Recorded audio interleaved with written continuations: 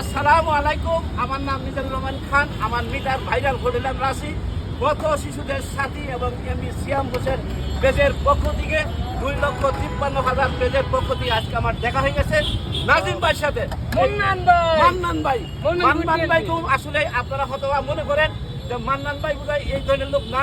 মান্নান ভাই হলে একজন মজার মানুষ। উনি মাঝে মাঝে এই টিকটক ভিডিওর সাথে হানি ভিডিও করে।